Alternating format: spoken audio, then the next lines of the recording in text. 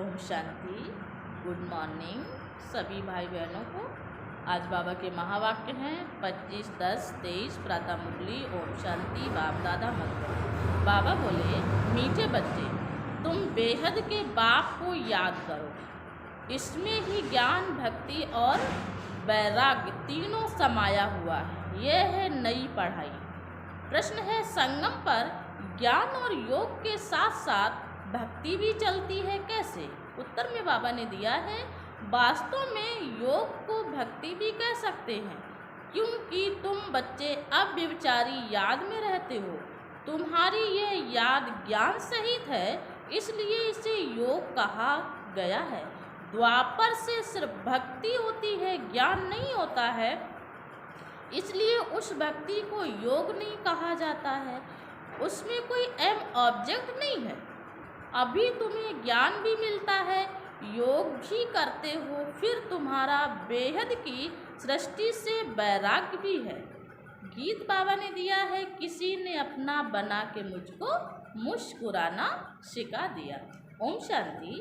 बेहद का बाप समझाते हैं, शास्त्रों की पढ़ाई वह कोई पढ़ाई नहीं है, क्योंकि शास्त्रों की पढ़ाई में कोई एम ऑब्जेक्ट नहीं है, कोई लक्ष्य नहीं है। शास्त्रों से कोई दुनिया का पता नहीं पड़ता है।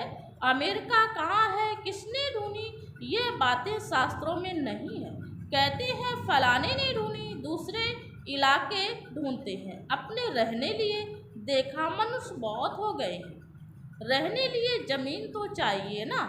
अब ये सब बातें पढ़ाई की है, इसको एजुकेशन कहा जाता है। तुम्हारा भी ये एजुकेशन है ना। बाबा कहते तुम्हारा भी ये एजुकेशन है ना। अच्छा, धारणा के लिए मुख्य सार बाबा ने दिया है। पहला पॉइंट, ग्रस्त व्यवहार में रहते। बाबा क्या बता रहे हैं? ग्रस्त व्यवहार में रहते नष्टो मोहा भी बनना है, साथ साथ सबसे तोड़ निभाते कमल फूल समान रहना।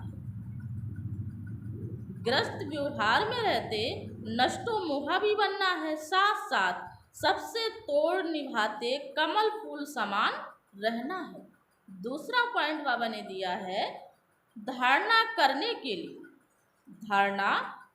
के लिए ज्ञान धन का दान जरूर करना है।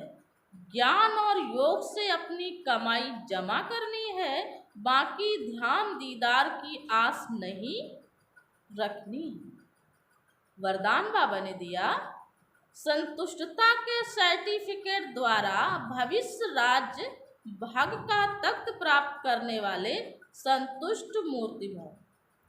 संतुष्टता के सर्टिफिकेट द्वारा भविष्य राज्य भाग का तख्त प्राप्त करने वाले संतुष्ट मूर्ति भव।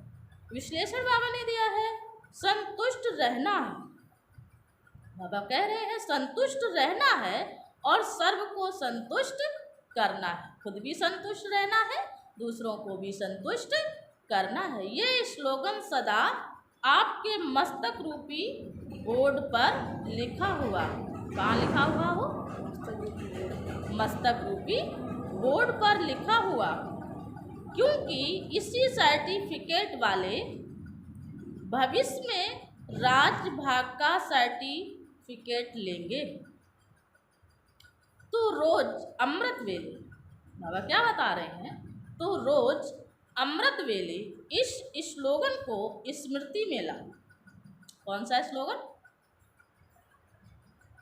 जैसे बोर्ड पर स्लोगन लिखते हो, ऐसे सदा अपने मस्तक के बोर्ड पर यह स्लोगन दौड़ाओ तो सभी संतुष्ट मूर्तियां हो जाएंगे।